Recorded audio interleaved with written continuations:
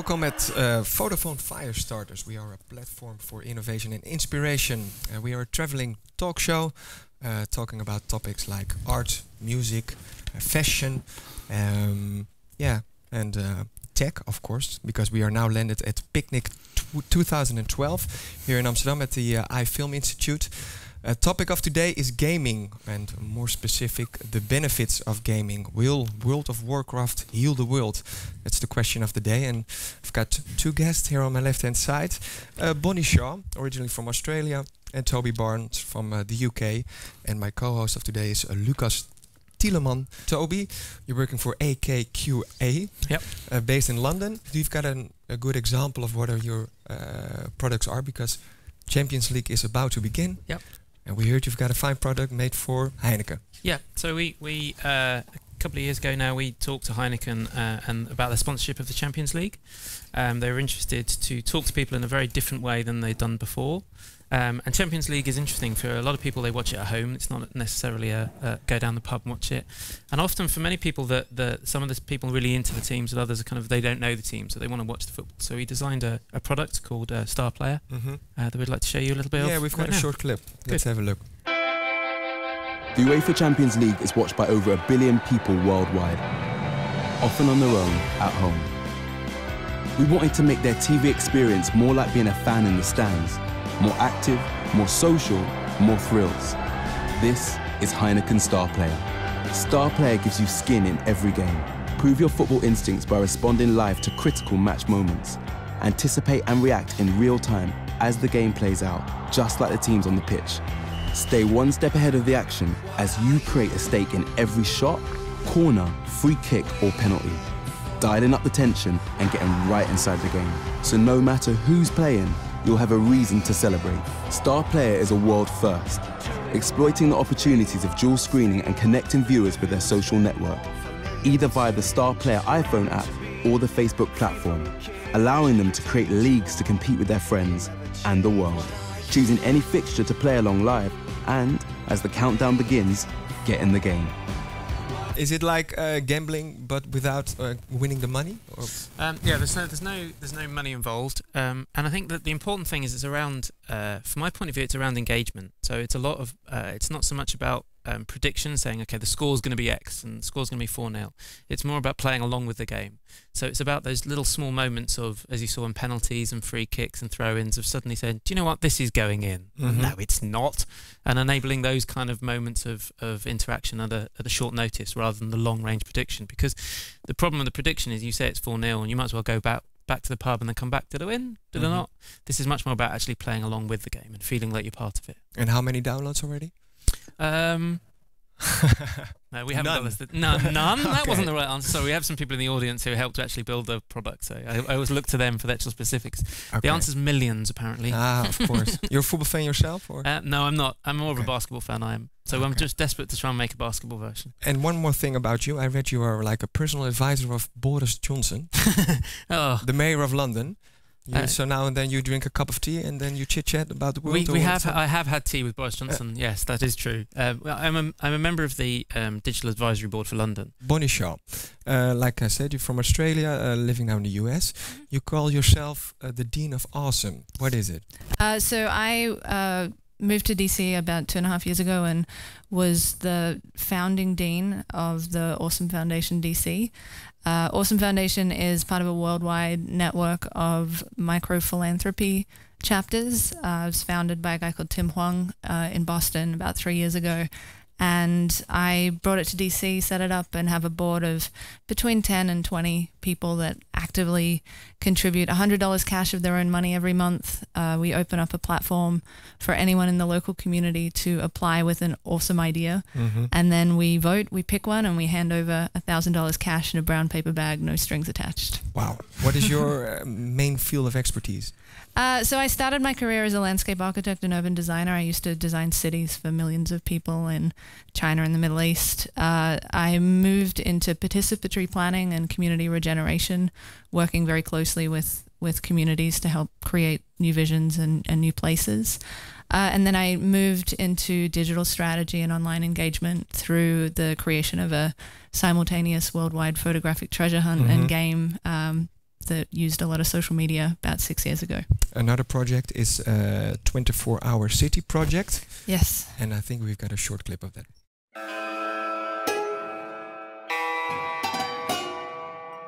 We're here today at the 24-hour city project where we're hacking the city.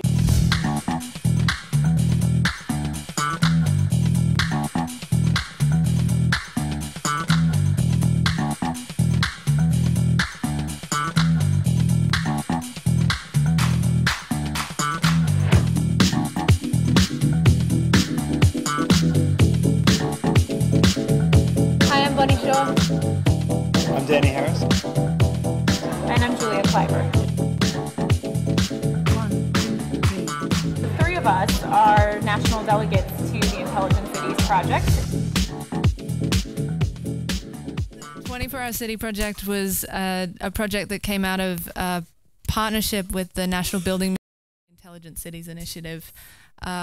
And I was brought on as a delegate with about 100 other people to talk about the future of the built environment and technology. And we had a lot of interesting conversations, but a group of us really wanted to put it into practice and try prototyping some concepts. And so we created the 24-Hour City Project. We secured a gallery space in the National Building Museum, and we invited several teams to come in. It was more of a challenge that really put a couple of constraints around a group of people to create something really fantastic in a very short period of time. Okay, Lucas, my co-host of today. Are you a fanatic gamer?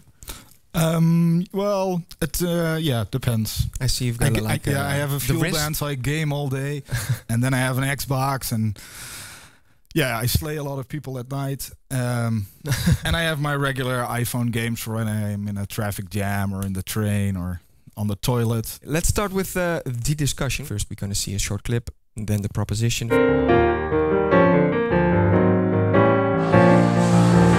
Hi everyone. Oh, sorry.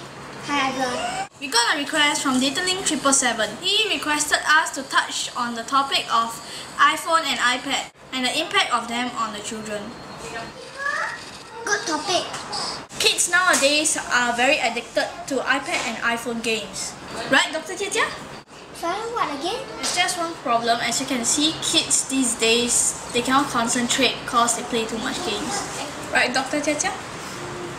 Sorry, what again? The proposition is that gaming is for fun only. I think games need to be fun.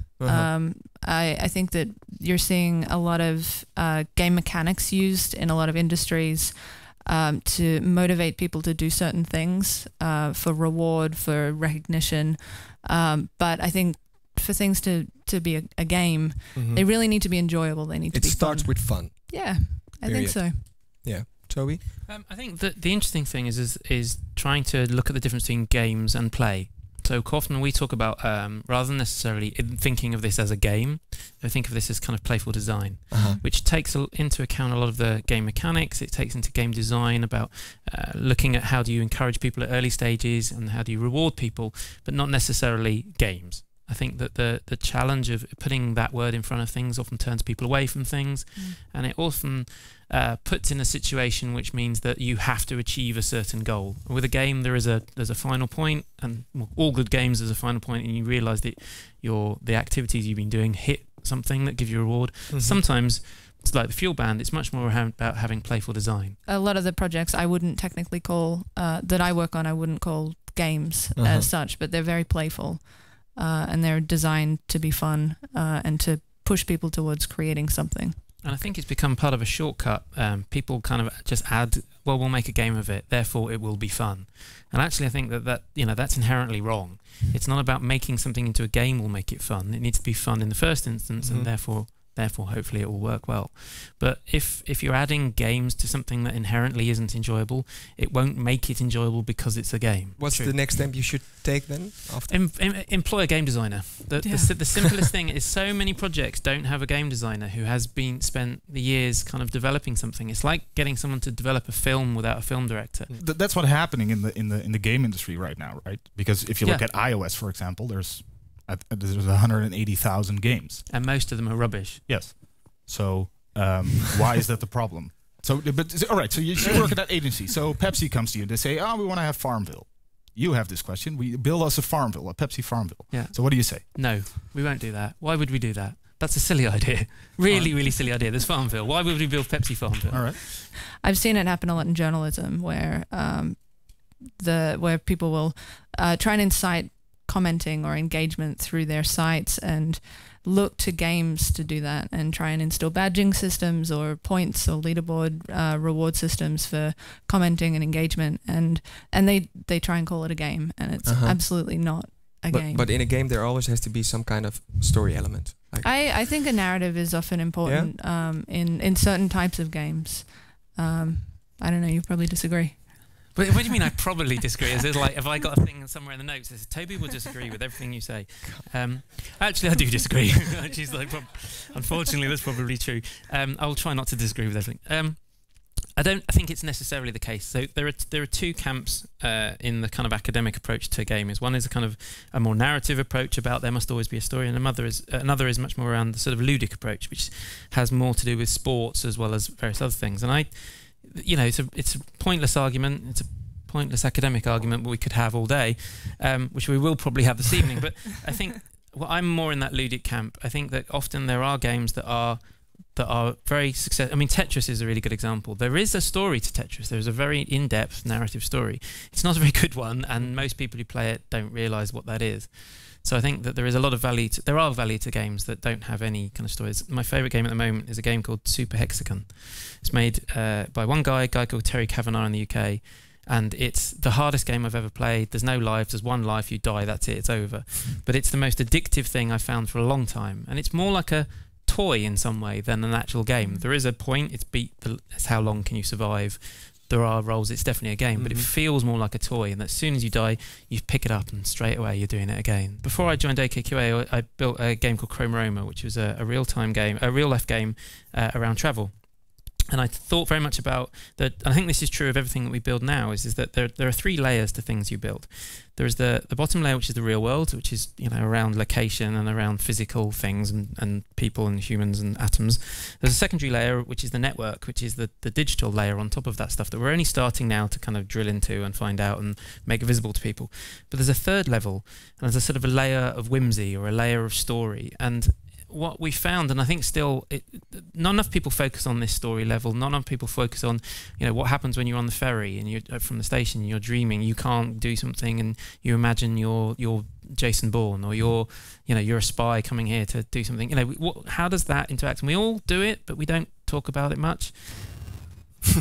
So maybe I do. Well, this is the interesting thing. Maybe we don't. The thing I'm yet to discover is it just me and I'm just daydreaming most of my life and have a very thin line between me and reality, or do we all daydream, and do we all have we forgotten how we pretend? The second statement, or the second position, gaming is a waste of time.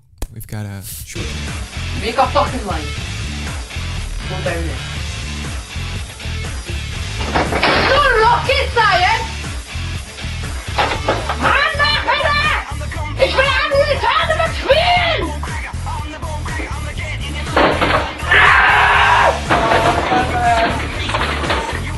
Get it! You got it! Yeah, bitch! You fucking out! Stop fucking dying!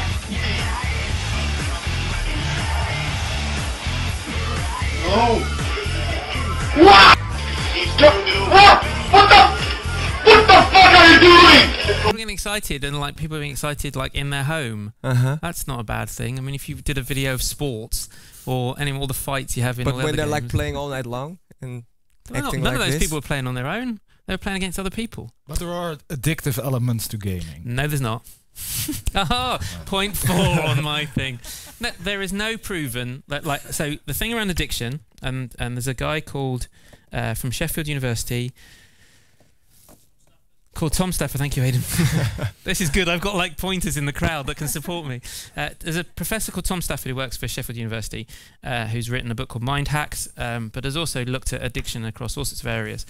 And addiction, one of the things around addiction is around a physical emotion. So with alcohol and with drugs, if there's a physical emotion when you turn that tap off.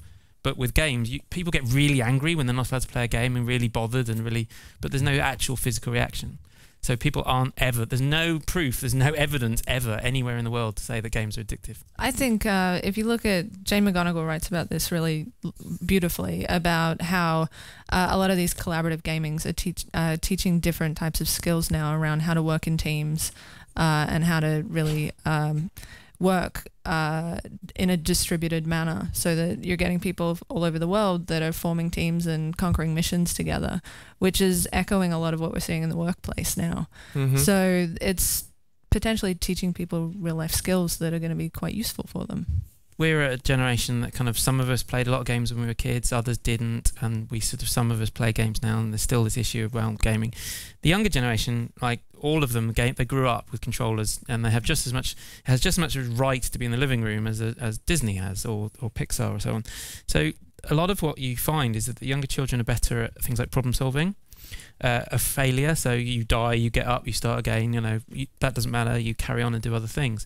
So when you have a whole generation of people that kind of are being taught these things around problem solving and collaborative working with people from different countries, not having physical barriers being able to stop you, not having to fight on the same controller, all of those things, I think workplace is going to be a very different beast than it is now. Okay, we've got another clip from somebody who knows a lot about this subject. Her name is Jane McGonigal, and let's have a look. Well, I'm a game designer. I've been making games online now for 10 years, and my goal for the next decade is to try to make it as easy to save the world in real life as it is to save the world in online games.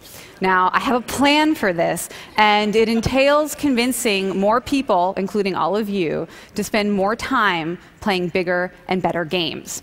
Right now, we spend 3 billion hours a week playing online games. Some of you might be thinking, that's a lot of time to spend playing games, maybe too much time, considering how many urgent problems we have to solve in the real world. But actually, according to my research at the Institute for the Future, it's actually the opposite is true. 3 billion hours a week is not nearly enough gameplay to solve the world's most urgent problems. The main question of this discussion is, how do you integrate the good aspects of gaming into real life? How should we do that? I mean, as an industry, for example. I think, like I said before, I think that the best thing that can happen is to have more people who are game designers. There are a few good university courses that are teaching media literacy. So there's in the same way that people understand film and they look back over old films, understand why some films work and some films don't work. We need to do the same with games. We need to understand why that game works and the application of the game, and create better game designers. Bonnie? Yeah, I think I'm also seeing a lot of people from different sectors get involved in gaming. So a lot of the background that I have comes from a theatre background, and the people that I worked with most in the UK were an agency called Coney. One of the most beautiful pieces they did, which was less of a game but speaks to your imagining that you're a Jason Bourne type character. They did a show that was called Train of Thought that put headsets on people in the underground, and there were actors that would come on and off the trains at different stations, and you would hear their thoughts and then have to pick who were the actual... That's a good way to activate people, really, just to make the gap smaller between real life and games. Absolutely. We're heading to the end of the talk show. Unless there's something we have to add on the final question, like how... Do I have to sell my Zynga stock? Sorry? Do I have to sell my Zynga stock? Or should I keep it? I wouldn't have... You wouldn't have bought it? In the first place. I think that what's interesting these days is that the companies' lifespan's getting shorter and shorter and shorter, and like a few years ago you could have companies, both virtual and existing, that would have 100-year lifespans, and the speed in which the valuation of these companies go from like 0 to like millions is huge, and they will just fall just as quickly, or something else will come along. We're in an age of disruption really, really quickly, and I think saying you've got 10 billion, it's all about attention, and if you've got people's attention, that's what the value is these days, and attention moves really, really quickly because it's not tied to any physical stuff. So, okay, thank you for your contribution, Toby Barnes, Bonnie Shaw, Lucas Tieleman. This was the show about serious gaming. Thank you very much.